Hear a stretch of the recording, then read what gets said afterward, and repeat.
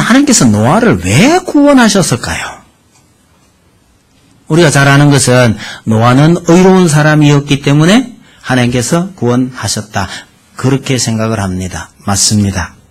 그러나 더 중요한 것은요, 하나님께서 아무리 인류가 악하고 악해서 모두를 멸망시키고 싶어도 그럴 수 없는 하나님의 사정이 있는 겁니다. 하나님께서 하신 말씀 때문에 그래요. 여인의 후손을 보내겠다고 약속하셨거든요. 여인의 후손을 이 땅에 보내겠다고 약속하신 하나님은요, 아무리 사람들이 악하고 악해도 하나님께서 하신 그 말씀 때문에 한 여자는 살려야 됩니다. 그래서 노아가 의로운 사람이었다라는 표현을 성경에서 발견을 하거든 바로 그 표현 앞에 무슨 말이 있느냐면요, 노아는 하나님의 은혜를 입었더라라는 구절을 기억해야 합니다. 그걸 원문식으로 표현하면요, 노아는 하나님의 눈 속에서 은혜를 발견하였더라, 이런 뜻입니다. 하나님은요, 어쨌든 하나님의 말씀을 이루기 위해서라도 누군가를 살려야 되는데 그렇게 해서 찾았더니 노아가 눈에 뜨였더라, 이런 뜻입니다. 하나님께서 다 멸망시킬 수 없는 이유가 있었던 거죠. 그래서 노아의 가족을 구원하셨고 그 노아의 가족을 통해서 다시 온 세상의 인류가 번져 나가도록 하셨습니다. 그럼에도 불구하고 사람은요, 여전히 변하지 않아요. 아니, 변해서 선하게 됐으면 좋겠는데 사람이 그렇게 되지 않더라는 거죠. 사람들이 또 악해집니다. 그 가운데 하나님께서 아브라함을 불러내십니다.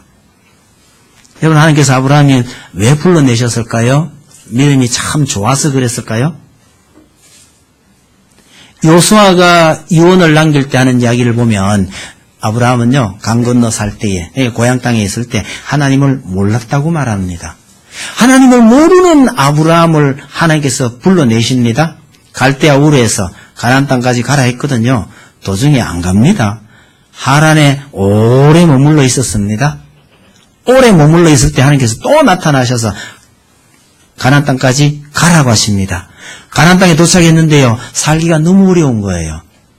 지나쳐서 애국까지 가버립니다. 여러분, 하나님의 말씀에 가다가 중지하는 것도 잘못이지만 가라가 한 곳을 지나쳐서 가는 것, 이것도 잘못입니다. 아브라함의 삶이 그랬어요.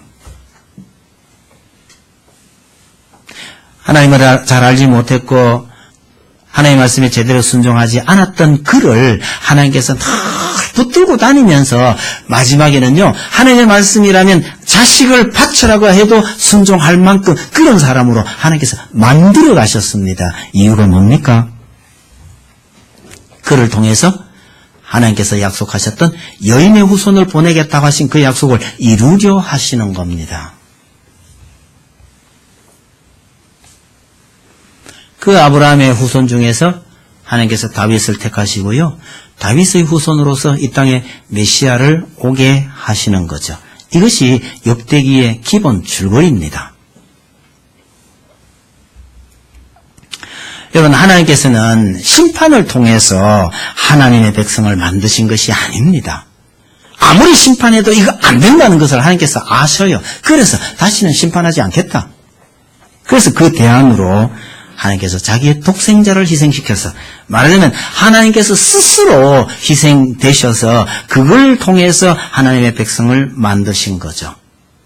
그러니까 생물학적인 관점에서 본다면 노아가 중시조가 되겠지만 영적인 관점에서 바라보면 아브라함이 중시조가 되는 것처럼 보입니다. 그래서 이 역대기 그 기록 쭉 내려오다가 10대가 내려오다가 노아에 걸리고, 노아에서 다시 10대를 내려가서 아브라함에 걸리고, 이렇게 되어 있는 겁니다. 여러분, 길고 긴 이 족보에는요, 여인의 후손을 보내겠다고 하는 하나님의 놀라운 약속, 하나님의 사랑이 깔려 있습니다. 그걸 읽어내야 이 족보를 읽는 의미가 있고 재미가 있는 겁니다. 이 길고 긴 족보를 끝까지 따라가 보면 이스라엘이 바벨론 포로에서 돌아오는 장면까지 이어집니다. 그런 다음에 다시 되돌아옵니다. 역대기가요. 다윗에게까지 되돌아와서 이 다윗으로부터 다시 이스라엘의 역사를 조명해 갑니다. 그러니까 어떤 의미에서 본다면 여기 등장하는 이 족보의 최종 기착지는 다윗이라고 말할 수 있습니다. 이유는요, 다윗의 후손을 염두에 두고 있기 때문이죠. 다윗을 통해서 하나님께서 하나님의 나라를 이루어 가려고 하셨는데 다윗 솔로몬을 거치는 동안 보면 일단 성공하는 듯한데, 여러분, 우리 인생이 그러하듯이 인생이 하나님의 뜻대로 이 나라를 잘 세워간 게 아닙니다. 결국은 하나님을 버리고 우상 숭배에 빠지다가요, 하나님의 징계를 받게 됩니다. 그래서 나라는 망하고 백성들은 바벨론으로, 아수르로 다 포로로 잡혀갔죠. 끝난 것처럼 보였는데도 불구하고 하나님의 사전에 포기란 없습니다. 다시 포로에서 돌아오게 하고 다시 귀국시키시기 시작합니다. 그 과정을 역대기가 기록을 합니다. 말하자면요, 역사의 시작도 하나님이요, 역사의 주관자도 하나님이시라는 것을 잘 보여주십니다. 이 역사의 끝, 결국 어디까지 가야 하느냐? 예수 그리스도에게까지 가야 하는 것을 잘 보여줍니다. 그러니까 이 족보에서 노아와 아브라함과 다윗으로 이어지는 이 족보, 이 계통은요, 믿음을 따라간 사람들이 바로 구원 역사의 핵심이요, 주류라는 것을 보여줍니다. 족보상에서 많은 조상들을 언급합니다만은 사실 하나님의 시선은요, 그 많은 사람들 중에 믿는 자들을 향하고 있다는 것을 기억하셔야 합니다. 이들이야말로 진정한 조상이죠.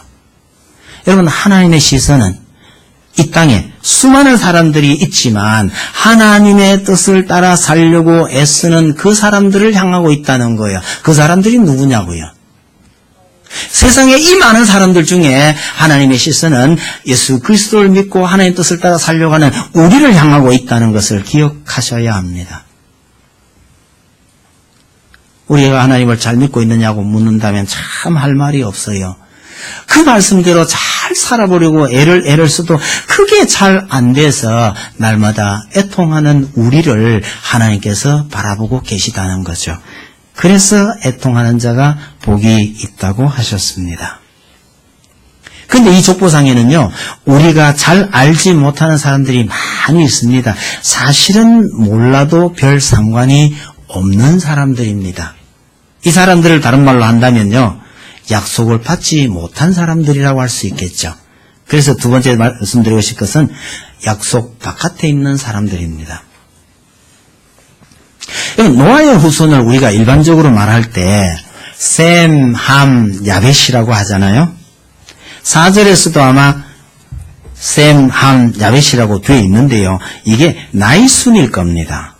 그런데 문제는요, 이 세 아들을 수평적으로 쫙 설명하는 5절에서 23절까지를 보면요, 이게 역순으로 소개가 돼요. 5절 보세요. 야벳의 자손은 이렇게 가죠. 8절에는요, 함의 자손이라고 하죠. 17절에요, 셈의 자손은 이게 역순입니다. 여기는 그런가 해서 내려가서 보시면 28절에 아브라함의 후손을 소개할 때도요, 이삭이 먼저 나오지 않아요. 이스마엘이 먼저 나옵니다. 그런 다음에 영 우리가 잘 알지도 못하는 그두라의 아들들이 32절부터 또 나옵니다. 그런 다음에 이삭의 얘기가 나중에 나와요. 의도적이라는 것을 알 수가 있죠. 이삭의 후손을 소개할 때 누가 먼저 나올까요? 둘밖에 없으니까요.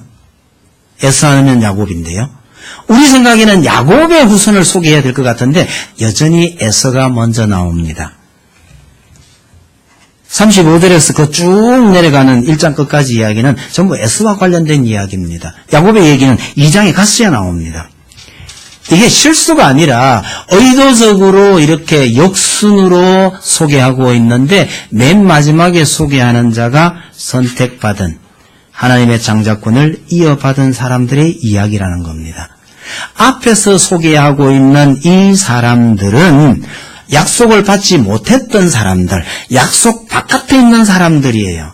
이들의 후손을 길게 설명을 하지만 중요한 것은 이 후손들의 이야기는 그 이상 이어지지 않는다라는 거죠.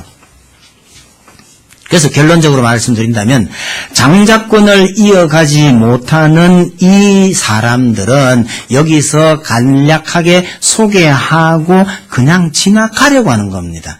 주인공을 맨 나중에 등장시켜서 이 주인공을 통해서 후손들이 계속 이어져 가는 얘기를 하려고 하는 거죠. 다시 말하면 하나님께서 선택한 자를 통해서 구원 역사를 이루어 가신다라는 것을 보여주려는 겁니다. 그런 의미에서요, 창세기에서 가장 화려한 족보를 여기에서는 아예 언급도 안 합니다. 여러분, 성경 전체를 통틀어서 가장 화려한 족보가 어디 있는지 아십니까? 창세기 4장에 나오는 그 가인의 족보일 겁니다. 이걸 또 화려하다고 말하면 나중에 제가 좀 시비에 걸릴 소지가 있기는 한데요. 그래도 내용을 살펴보면, 아니, 인간적인 측면에서 보면 이게 가장 화려한 족보처럼 보입니다. 왜요? 여러분, 하나님을 향하여 최초의 도전장을 내민 사람이요, 라멕입니다. 오늘날 식으로 얘기하면요, 갑질의 원조입니다.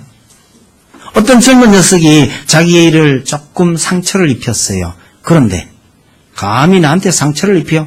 그래서 깨끗이 죽여버리고 난 다음에 그걸 얼마나 큰 소리에 떠들고 있는지 모릅니다.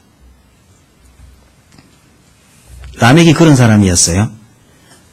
이 라멕에게 세 아들이 있는데요. 여성 표현으로 할게요. 연예계를 완전히 주름잡은 유발에, 경제계의 거두인 야발에, 최첨단 무기를 개발해서 큰 소리 치고 있었던 두발가인입니다. 그러니까 말하자면 라멕은요, 이 아들들을 통해서 세상에 있는 모든 권력을 다 휘어잡은 사람입니다. 그러니 하나님을 향하여 도전장을 내미는 겁니다. 하나님의 계명을 정면으로 도전했어요. 부인을 2사람 둔 겁니다. 최초의 중혼자입니다. 최초의 중혼자, 다른 말로 하면요, 하나님의 계명을 최초로 깨내고 하나님에게 도전했던 사람이고, 그러니 겁도 없이 그런 갑질을 저질러 댔던 겁니다. 가인의 족보에 이런 인간적으로 봤을 때 대단한 인물들이 수두룩하게 등장하지만 역대기 족보에서는요, 그걸 전혀 언급조차 하지 않습니다. 이유는요, 족보에서 파버린 거라는 뜻입니다. 전혀 언급할 가치조차 없다는 뜻입니다. 여러분, 이 땅에요, 정말 잘난 사람들이 얼마나 많은지 모릅니다. 중요한 것은 하나님 눈에 그게 그렇게 잘난 게 아니란 뜻입니다. 하나님의 눈에요, 버린 존재들이라는 거죠. 이 땅에서는 별로 별 볼 일 없고요, 자랑할 만한 것 없는 우리라도 하나님의 눈에 정말 소중하게 보이기를 간절히 소망합니다. 여러분, 그렇다면 장자권을 이어받지 못한 자들은 다 버려진 거냐? 그런 의미에서 족보를 다시 보면요, 이 사람들은 정말 크게 번성하고 있어요. 야벳이나 함은 물론이고요, 이스마엘도, 그두라의 6 아들도요, 다 번성합니다. 이삭보다는, 그러니까 축복을 받은 이삭보다는요, 에서의 후손이 더 크게 번성하고 있는 것처럼 보입니다. 선택받은 조상들은요, 영적 축복의 통로가 되었을 뿐, 이 땅에서 더 잘 살았다, 더 큰 복을 받았다고 보기는 좀 어렵습니다. 야곱이 모나몬 외삼촌 집으로 피해서 거기서 고생하고 있을 동안에 에서는 세일산을 중심으로 크게 번성합니다. 야곱이 겨우겨우 자기 식구들 이끌고 돌아올 때에 마중 나온다고 하던 에서는요, 군사 400명을 이끌고 달려옵니다. 야곱의 후손들이 애굽에 가서 종살이 하고 있을 동안에, 오늘 여기 1장 뒷본문을 보면요, 에서의 후손은요, 왕이 12명이나 나와요. 축복받은 야곱이 애굽에서 종살이하고 있을 동안에 복과는 전혀 상관없었던 이 에서가 세일산을 중심으로 해서 이렇게 번성하고 있다는 거죠. 여러분, 어느 복이 더 탐이 납니까? 세속적으로 번성하고 있는 이것하고요, 영적인 복의 통로가 된 이 사람들을 비교하면서 어느 쪽 복이 탐이 나는지 한번 생각을 해보시고 고민도 좀 하셔요. 여러분, 야곱이 되겠습니까? 에서가 되겠습니까? 이건 답이 좀 쉬울 수 있나요? 이게 이제 신약에 내려오면 예수님 이후에 이런 거 나오잖아요. 거지 나사로가 있었고 날마다 잔치를 즐기고 있었던 부자가 있었습니다. 어느 쪽을 선택하시겠어요? 이건 좀 쉽지 않을걸요. 여자들에게 어려운 얘기요. 야곱의 사랑을 받았던 예쁜 라헬이 탐이 납니까? 아니면 하나님의 은총을 입었던 못생긴 레아가 탐이 납니까? 죽어도 예쁜 게 낫죠? 예? 남자들한테 물어보라고요? 장로님도 이런 얘기에 용감하게 나설 형편이 못 될걸요? 제가 옛날에 장로님 얘기를, 서교회 장로님 얘기를 들었어요. 장로님이 결혼할 때 서교회에서 유명했던 얘기는, 우리도 역시 공부를 열심히 해야 되겠구나, 이랬다던데요? 무슨 얘기인지 아시죠? 잘 몰라요. 부인이 예뻤단 얘기죠. 용감해야 미인을 얻는다가 아니고 공부를 열심히 해야, 저는 괜한 소리입니다만은요. 이 고민스러울 것 같아요. 라헬의 사랑을, 야곱의 사랑을 받은 라헬이 되겠냐, 하나님의 특별한 은혜를 입은 못생긴 레아가 되겠냐. 이게 고민스러울 수 있는 문제입니다만은 성경은 말합니다. 영적인 복이 진짜 복이라고요. 그러면 예수 믿는 우리는 또 좀 고민이 될 수 있잖아요. 영적인 복을 선택하고 이 땅에서 맨날 그렇게 어렵게 볼품없이 그렇게 살아야 하냐. 여러분, 참 다행스러운 것은 많은 경우에 우리가 누려야 할 복은요, 이 양자택일의 문제가 아니더라는 겁니다. 둘 중에서 어느 것을 더 소중히 여기느냐를 묻고 있는 것이지, 둘 중에 하나만 선택해라, 이 문제가 아니더라는 사실을 여러분 기억하셔야 합니다. 진짜 중요하게 여겨야 할 것을 중요하게 여길 때 하나님께서는요, 다른 복까지도 허락하셨더라는 사실을 기억하셔야 합니다. 가장 대표적인 예가 먼저 그의 나라와 그의 의를 구하라, 이렇게 돼 있죠. 먼저 그의 나라와 그의 의를 구하면요, 구하지 않았던 뭐도 이 모든 것을 너희에게 더하시리라. 영적인 복을 중요하게 여기면 이 땅에서 필요한 물질의 복, 세속의 복도 하나님께서 허락하시겠다고 얘기하셨으니 어느 하나만 선택하라는 뜻이 아니라는 것을 기억할 필요가 있죠. 여러분, 머리 좋은 사람들이 이런 궁리를 해요. 예수님께서 그렇게 말씀하셨으니 궁극적인 목적은요, 이 모든 것에 있는 겁니다. 이걸 더해 주리라고 했으니까 이 모든 것을 얻으려면 뭐 해야 되죠? 그의 나라와 그의 의를 구하는 척 하면 되나? 여러분, 교회 안에 이런 사람 많습니다. 하나님의 말씀이 우선이라고 생각하고 하나님의 말씀을 따르는 척하면 하나님께서 구원의 복도 주시고 세상의 물질의 복도 주실 것이다, 이렇게 작전 쓰는 사람이 있는데요. 여러분, 하나님 앞에 그런 작전 쓰지 마시길 바랍니다. 칭찬하면 칭찬의 효력이 참 많이 있죠. 그런데 어떤 사람에게는 칭찬할 것도 아닌데 칭찬하면 역효과가 나는 수가 있습니다. 이런 사실을 잘 아는 사람한테 칭찬할 것도 없는데 막 칭찬을 해대면요, 그런 사람한테는 이게 역효과가 나는 거예요. 여러분, 하나님을 상대로 작전 쓰지 말고요, 하나님 말씀을 곧대로 믿고 먼저 그의 나라와 그의 의를 구하는 삶을 사시기 바랍니다. 그러면 나머지 것들은요, 하나님께서 특별히 부수적으로 따라오게 해 주실 수 있는 겁니다. 내 모든 것을 다 잃어버리더라도 하나님 말씀에 순종하겠다. 이런 각오를 가진 사람에게 하나님께서 보너스까지 주신다는 겁니다. 여러분, 욥을 한번 생각해 보세요. 욥이 끝에 가서 그런 결말을 기대하고 하나님 말씀에 그렇게 기꺼이 순종했던 것 아닙니다. 정말 내가 가진 모든 것을 하나님께서 다 가져가신다 하더라도 난 하나님의 말씀에 순종하겠다.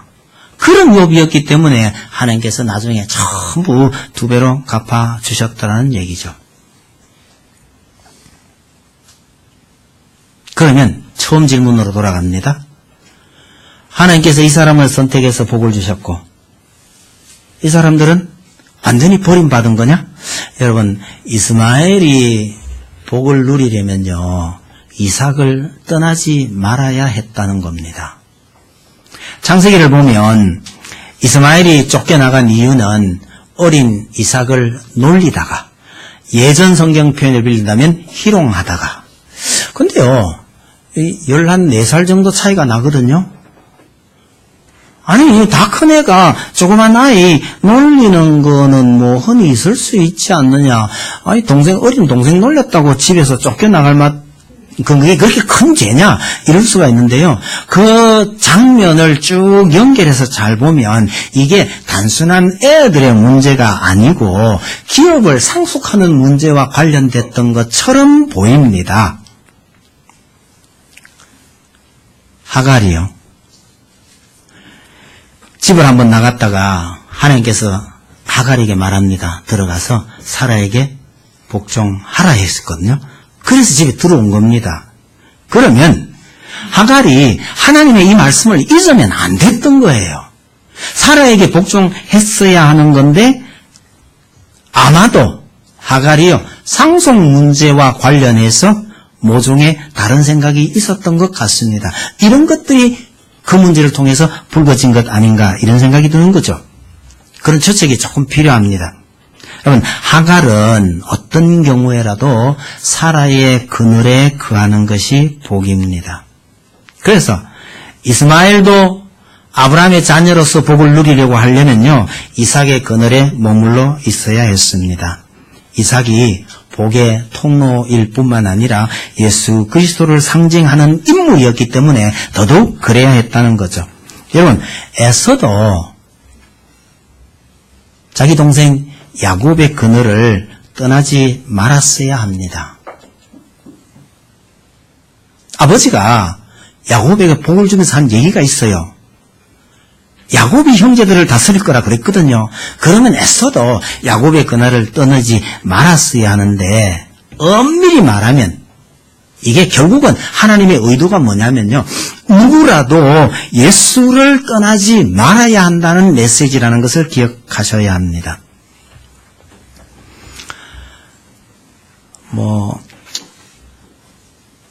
하나님을 잘 알아서 우리 교회 출석하시는 분도 있지만 못 모르고 어쩌다가 교회에 오신 분도 있잖아요. 개인적으로 좀 물어보고 싶긴 합니다만 생략을 하고요. 여러분, 못 모르고 교회 왔더니 교회에 누가 있어요?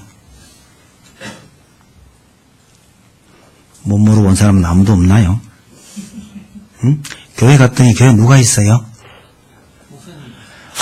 저런 답이 나올까 싶어 내가 지금 제일 걱정인데, 저 기대하는 답을 저렇게 해주시고 있어요. 교회 갔더니 목사가 있더라. 이 목사가 죄를 많이 진 겁니다. 교회 갔더니 누가 있더라? 하나님이 계시더라. 예수님이 계시더라. 이래야 되는데, 박 집사님 오시고 보지도 않았구나. 그럴 게 없습니다. 여러분, 하나님과 예수님을 뒷전에 밀어놔놓고 목사가, 장로가 설치고 있는 교회는 그 문제가 많은 교회예요. 그래서 교회 갔더니 예수님이 계시더라. 하나님이 계시더라. 그 하나님, 그 예수를 절대로 떠날 수 없다. 이게 교회 가는 이유가 되어야 한다는 뜻입니다. 조금 확대 해석해 보면요, 여러분, 롯은 복의 근원인 아브라함을 떠나지 말았어야 합니다. 혹시 떠나게 됐더라도 문제가 생겨서 모든 걸 다 잃어버렸으면요, 즉시 아브라함에게로 돌아왔어야 해요. 그런데 돌아오지 않았어요. 이게 그의 비극입니다. 재산이 너무 많았어. 밑에 하인들이 자꾸 싸웠어. 아브라함이 갈라서자 이렇게 말해도요, 떠나지 않고 버텼어야 했다는 뜻입니다. 집을 나가고 싶었던 그 탕자의 소원은요, 집 나가는 그것이 사실은 추락의 출발점이었지 절대로 자유를 위한 탈출이 아니었다는 사실을 기억하셔야 합니다. 이런 얘기들 다 종합해서 말한다면 이겁니다. 하나님을 떠나지 않아야 이 땅의 복도 누릴 수가 있는 겁니다. 아니, 그걸 제대로 누릴 수 있는 겁니다. 구약의 이런 인물들은 하나님의 약속에서 한 발짝 벗어나 있었습니다. 그러나 이들도 하나님의 그 복을 누릴 수 있는 방법이 있었다는 거예요. 그런데 그 복의 통로가 된, 복의 근원이 되는 이들을 떠나갔기 때문에 결과적으로 약속에서 멀어져 버렸다는 거죠. 여러분, 하나님의 복이 어떤 사람을 통해서, 어떤 경로를 통해서 우리에게 전달되었는가를 잘 생각해 보시기 바랍니다. 그분들이 바로 우리가 알아야 할 조상입니다.